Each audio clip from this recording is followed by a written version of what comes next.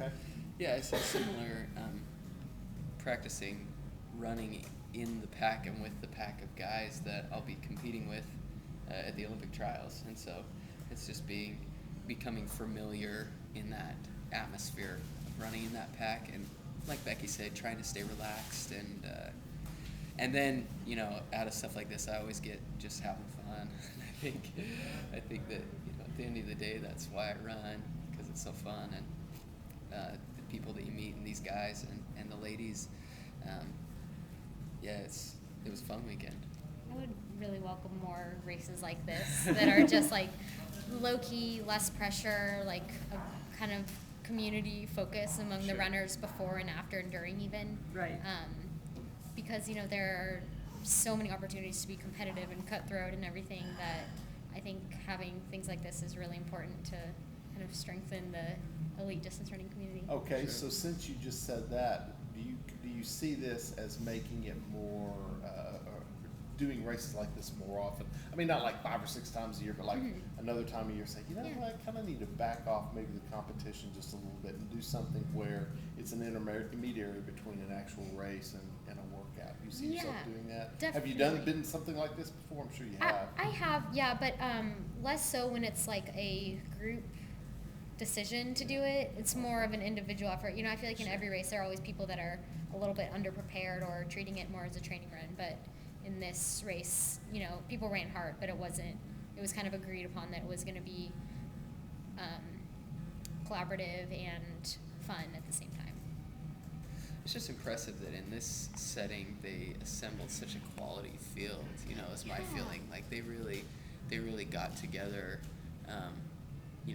Some of the best runners in the nation and people that I look up to, and so it's fun to come and be a part of that on that aspect of it too, and be able to learn from these veterans, and so it's a cool experience. Yeah, and it's also like one major thing I get out of this. It's nice to see that people aren't like 100% fit and serious year round, which I think a lot of people have a skewed vision of that, and so it's nice to see that people's build up has a progression, and no one's race ready at this point, and I don't need to be, so that's another takeaway. Sure. Yes, I think they might have asked what happened in the middle of the race. You fell back a bit, and then you.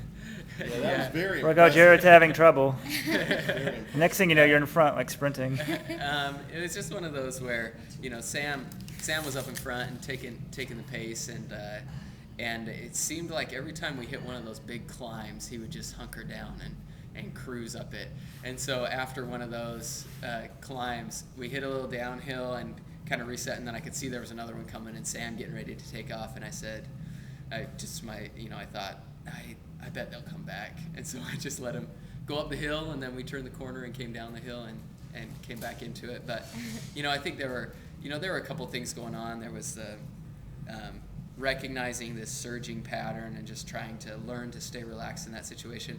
But also, that was a period in the race where I was shifting my mindset from this is a workout to, okay, this is going to take, at least a minor race-like effort. These guys are getting after it. Yeah, what did you guys talk about beforehand? Was there a plan? There wasn't much. I mean, even on the start line, I was asking Luke what he was doing, and he was like, I don't know, I think these guys are going to run 450s. And so there wasn't a huge plan. I mean, we're all, at the end of the day, we're all competitors, and we all enjoy the aspect of competing. And so, when you step on the line with a group of competitors, that there's going to be a race in there somewhere, even if it's a lower key stakes, Yeah. It was fun. Yeah, for the women, it was harder because Dina was saying you guys didn't know if, you could get it 2 minutes behind, or then you kind of. Yeah, our conversation started once we realized like the guys are kind of going to run in a pack, so we were all kind of looking around like, do y'all kind of want to work together a little bit? And everyone was like, yeah, let's, if we get it kind of close together, let's start out together. And kind of a couple people had their own things they wanted to do, like someone wanted to take it easy the whole time, someone wanted to make it a progressive run, but I was just kind of in it for the ride, and like, let's start out together. If someone wants to go, I'll try to go with them. And so it was nice though that y'all kind of came in close together. Yeah, with the women, try to figure out your pace at one point from like 13.1 to 20. It was like exactly like 5:59 point something if I did the math we right. had miles all over the place. There were like a couple 6:30s. There were a couple 5:30s. It's like, this is amazing how perfectly paced this is, maybe right at 6 minutes, but I had no idea. Yeah. Then at the faster, you're obviously going faster. How did y'all spend the time? Like, how long were you waiting for the guys, and where were you?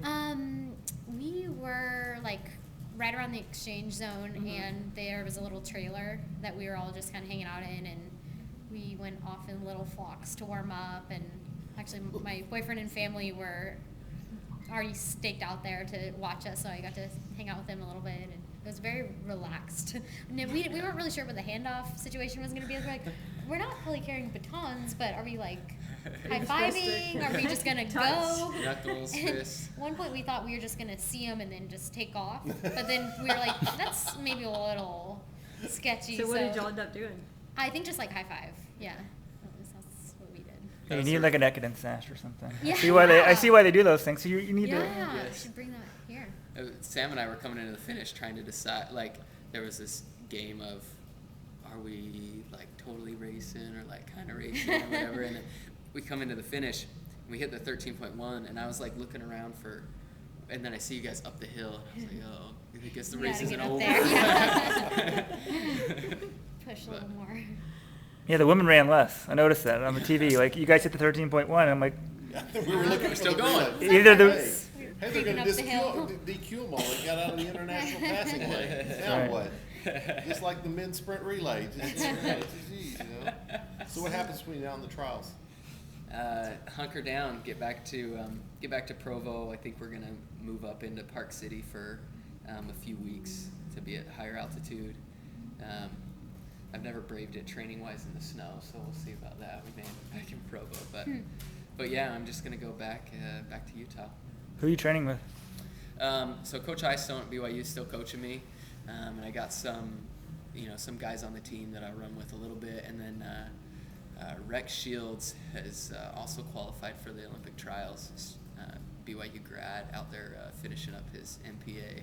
So I've been doing some runs with him, and we got a good little group in place, support system. At least. And what's the altitude of Provo and what's the altitude of Park City? Provo's 4,500, Park City's about 7,000. So, yeah, I've spent all my life about at 4,500 feet, and that's where I'm comfy. But there seems to be some benefits of the higher altitude, and so I'll try to take advantage of that. So if it's feasible. you've never trained at that altitude before? I've never no Sustained? Yeah, never sustained, and we'll it'll be very much a the drive from Park City to Provo's maybe 45 minutes or so, and so we'll be living up there and driving down to Provo to train, just like normal. It'll just be my bed will be in Park City type. Oh, I deal. got you. Oh, Yeah. so okay. Gotcha. So the training program, the training training courses and everything will be the same. Will be the same as You're what I'm just used to. moving. Okay. Yeah, just living a little higher. Becky, where are you? Heading back to Houston today. I won't race again, but I'm actually commentating for the Houston Marathon in January. So same kind of situation, just kind of hole up in Houston and put in 9 or almost 9 solid weeks of training and test my fitness on my own, not quite in a race type situation, but have my coach by my side. Don't really have training partners, but that's what we're used to and what we're gonna keep doing. And you did the 10K last week? Yes, I did. Should we talk about it? Well, I figured that. I'm assuming it didn't go with what you wanted, It right? didn't- No, I know. I went there definitely to try to run either the trial standard or the Olympic standard if it was a good day. And I'm glad I went because it exposed some things, and it was definitely not indicative of where my training is. I think I just kind of got locked into a rhythm a little faster than marathon pace and just had a really hard time snapping out of it. And also, got disconnected, and that's kind of when I don't run so smoothly or efficiently. So those kind of things came out, and that's a pattern that has happened in a couple races. So it's good to have that experience now and take lessons from it. But no, it was not the race that I was going there for. Will you race Houston or anything?